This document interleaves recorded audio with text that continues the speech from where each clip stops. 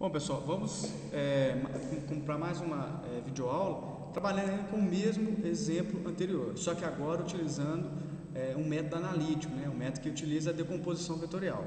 Confesso para vocês que eu prefiro esse método, por quê? Porque independentemente da quantidade de forças que eu tenho, a única operação que eu faço é decompor vetor.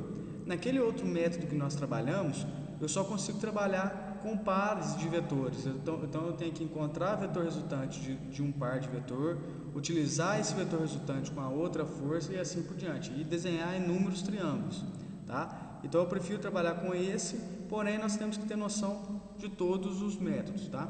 Então, mais uma vez, para que eu possa encontrar isso, o caminho que nós falamos que eu vou até o final será, primeiramente, encontrar o somatório de forças em X e o somatório de forças em Y.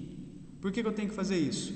Porque a força resultante pelo método analítico é força resultante igual a raiz quadrada, somatório de forças em X ao quadrado, mais somatório de Y ao quadrado.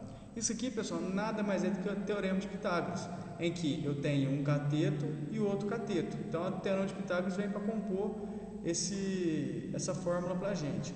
Mas por que eu utilizo, de certa forma, o teorema de Pitágoras aqui e no outro exercício era um triângulo não retângulo e eu não poderia utilizar o teorema de Pitágoras?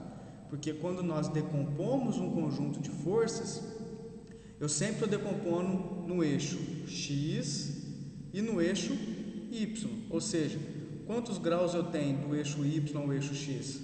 90 graus. Dessa forma, eu tenho um triângulo retângulo para qualquer tipo de conjunto de força, desde que eu faça a decomposição vetorial. Bom, vamos fazer aqui e aí vamos ver se vocês conseguem entender, tá? Então, somatório de forças em X, todas as forças que estão no eixo X. Então, a primeira, 40 newtons. 40 newtons está inclinado, então se está inclinado tem componente em X, assim como tem em Y. Então, primeiramente, como está no sentido positivo do eixo, será 40 vezes. Bom, se eu estou precisando encontrar na direção de X, eu estou procurando exatamente esse vetor. Nós chamamos aqui de PX. PX está do lado do ângulo de 20 graus. Então, se ele está do lado, eu vou utilizar cosseno de 20. Agora, nós vamos encontrar a componente X da força do vetor Q. Tá? Vou até desenhar aqui de vermelho para que possa auxiliar. Sendo o eixo X, eu vou simplesmente aumentar o vetor aqui. E esse aqui será o nosso QX. Tá? Então, percebam mais uma vez que ele também está do lado do ângulo. Qual ângulo? 25 mais 20, 45 graus. Então, mais, por que mais? Porque a componente está no sentido positivo do eixo. 60, que multiplica, cosseno de 45, que é cosseno. Então, nós vamos encontrar esse resultado. 40 vezes cosseno de 20 mais 60 vezes cosseno de 45. 80.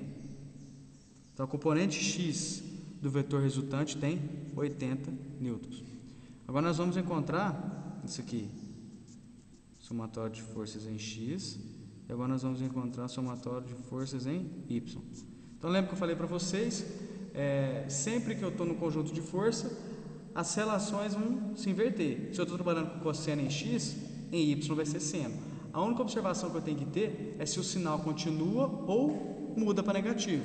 Nesse caso, eu sei que tanto a componente Y de P e Q estão para cima, ou seja, é positivo. Então, lá eu posso simplesmente vir repetindo. 40 seno de 20, só invertendo a relação, 60 seno de 45, tá? Mas se vocês quiserem identificar o porquê, a componente está aqui para Y e está aqui para Y em Q. Então, toda vez que eu tenho um cateto de frente com o ângulo, ou melhor, um vetor de frente com o ângulo, eu utilizo seno. Então, olha lá, o vetor está de frente com o ângulo, é seno. Esse vetor também está de frente com o ângulo, então é seno. Não confundam que toda componente x é cosseno e toda componente y é seno, tá? Não vamos confundir isso, não tem nada a ver.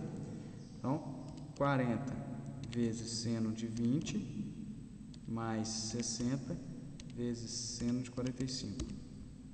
56,10. 40 seno de 20, 60 seno de 45. Então nós vamos jogar nessa forma de cima da força resultante e verificar qual é o valor da força que eu encontrei. Força resultante é igual somatório de x 80 mais 56,1 ao quadrado. Então, força resultante é 80 ao quadrado mais 56 ao quadrado. Não esqueçam de tirar a raiz. 97,65 Newton. Então, esse aqui é o módulo do vetor. No outro método, nós encontramos 97,72. É muito próximo, é aceito essa diferença, tá? Então, agora nós vamos encontrar o ângulo. O ângulo ainda é mais fácil. Por quê?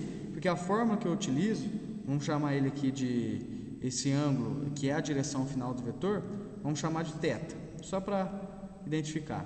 A fórmula vai ser tangente inversa, somatório de forças em y, sobre somatório de forças em x. Então, θ é igual, tangente é menos 1, 56,1 dividido por 80. O resultado está aqui, basta fazer shift tangente. Apareceu o tangente menos 1 aqui, igual 35. Então, θ 35 graus. Deixa eu ver o valor que deu aqui, 0,701. Então, direção e módulo. E o sentido, professor? Como é que nós vamos identificar, sendo que não tem um desenho? O sentido eu posso extrair através do sinal das componentes. Se ambos são positivos, o sentido do vetor está no primeiro quadrante, tá? Então, pelo sentido aqui das componentes, eu consigo identificar o sentido pelo sinal aqui das componentes, eu consigo identificar qual será o sentido da força resultante. Tá bom, pessoal? Então, esse método aqui eu prefiro ele costuma ser mais fácil. Qual que é o problema dele?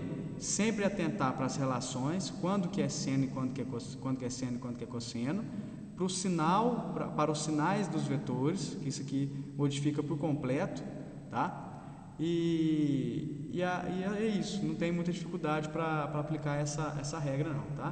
Bom, pessoal, até o próximo vídeo, um abraço.